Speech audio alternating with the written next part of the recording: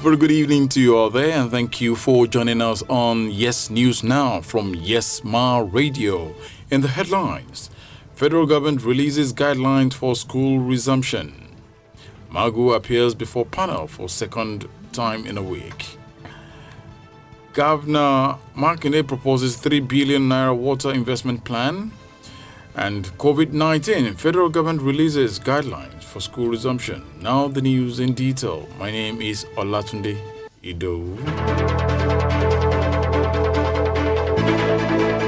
The federal government has released guidelines ahead of the planned resumption of schools at every level in the country but failed to disclose the dates. The guidelines outlined actions, measures, and requirements needed for the safe reopening of schools after the COVID-19 pandemic. According to the guidelines released by the Federal Ministry of Education in Abuja today, the safe distancing measures in the new guidelines require that in schools and other learning facilities, learners should be supported to stay 2 meters apart. The guidelines, which was signed by the Minister of Education, Malam Adamu Adamu, and Minister of State for Education, Honorable Chukwuemeka Nwajuba, was developed in collaboration with the Federal Ministry of Environment, the Federal Ministry of Health, and health safety experts in the country. The document reads, however, there are exceptions where the 2-meter rule cannot be reasonably applied and other risk mitigation strategies may be adopted. Examples include early years, younger primary school children, and those with additional needs. With the release of the document, the government will conduct a rapid assessment and determine funding requirements for upgrading infrastructure and facilities such as classrooms, furniture, water, sanitation and hygiene wash, and ICT facilities to meet and sustain prescribed safe school reopening requirements. But the government said it was time for it to plan and address the eventual safe reopening of schools and learning facilities. A former vice president of the Nigerian Bar Association, Victor Ubani, today faulted President Muhammadu Buhari for keeping suspended anti-graft chief Ibrahim Magu in charge of the Economic and Financial Crimes Commission (EFCC) for 5 years without being confirmed by the Senate. Ubani said the president should have sought confirmation from the Senate or replaced Magu. Ubani added that ideally an acting chairman should not have been in running for the permanent position. Bani went on to say in the United States, if they want to send the name of someone in acting capacity to the Senate for confirmation, they will remove that individual and bring in somebody else pending the time the Senate will confirm or reject, he said. President Muhammadu Buhari on Friday affirmed the suspension of Ibrahim Magu as acting chairman of the EFCC. A cleric has denied allegations that he bought a property in Dubai worth 573 million naira on behalf of the suspended acting chairman of the Economic and Financial Crimes Commission, Ibrahim Magu. Prophet Emmanuel Omale, who is also the General Overseer of Divine Hand of God Prophetic Ministries International Abuja, said this in a pre-litigation letter addressed to the news agency of Nigeria today.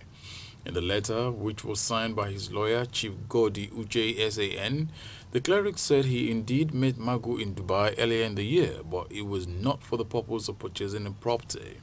He said the suspended EFCC boss had traveled to Dubai for medical reasons and he only prayed with him. The cleric said the report reeks of calumny, denigration, actuated by malice, and is calculated to ridicule and disparage him and cast a stain on his reputation, expose him to public hatred and contempt, and injure him in his religious calling as the General Overseer of Divine Hand of God Prophetic Ministries International. He subsequently asked the federal government-owned news agency to retract the publication, which had severely injured his reputation, character, and calling. The cleric asked the news agency to restrain itself from further defamation of his character, or a libel suit of 1 billion naira will be instituted against the agency. Chairman of Oyo State Rural Water Supply and Sanitation Agency, Nojim Omirinde, has said that Governor Seyi Makinde of Oyo State is proposing a 3 billion naira investment plan for water supply in cities and rural areas in the state. Omirinde made the disclosure during a radio interview in Ibadan today. He noted that the 3 billion naira water investment plan, 500 million naira, was proposed for the repair of 40 public boreholes across the state. This, he said, was projected to take the burden of repair of water facilities away from the people of the state. He said chairmen of the local government areas had been asked to submit a list of 1040 boreholes in their areas for repair. At least 35 doctors have so far tested positive for coronavirus in Kwara State since the virus manifested in the state. Speaking with journalists today at the 2020 annual general meeting of the Nigeria Medical Association in Ilorin, Chairman of the association, Dr. Kolade Sholagberu, however, said the association had not recorded any casualty amongst its members. The NMA chairman, who cautioned residents of the state that COVID-19 is real, added that they should disregard rumors saying the pandemic was only a money-making avenue for the government. He said, and I quote, residents should help the doctors to help them by not paying unnecessary visits or consultations to hospitals.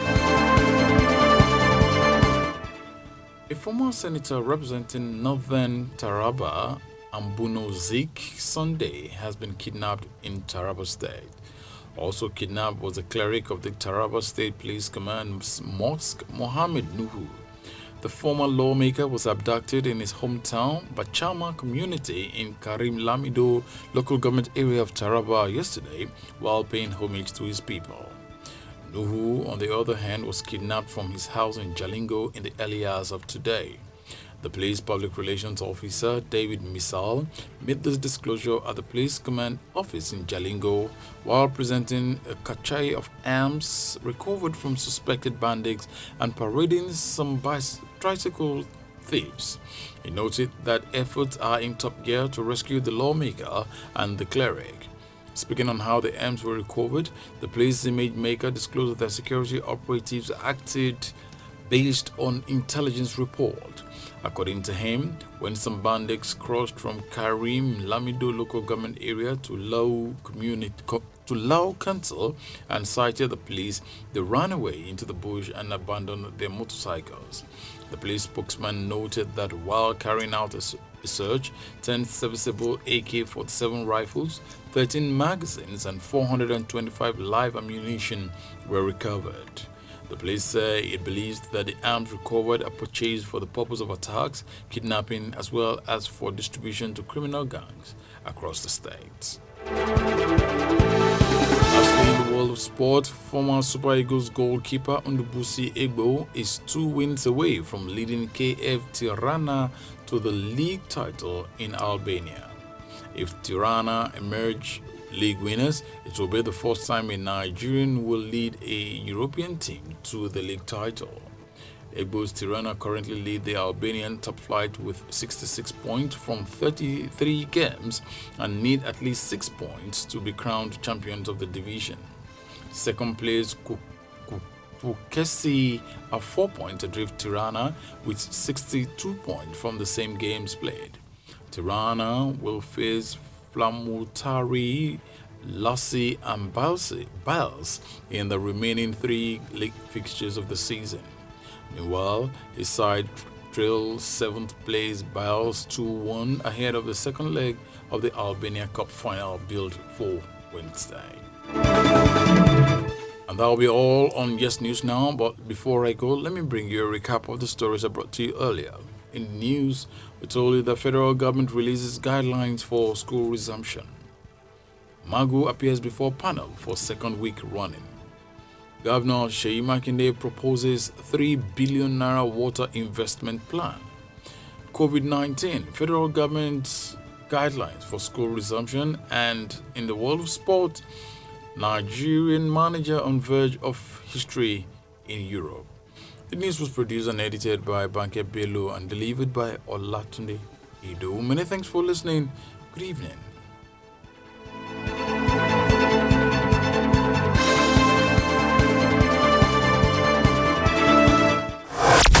Get the vibes. Yes, Media Academy Radio.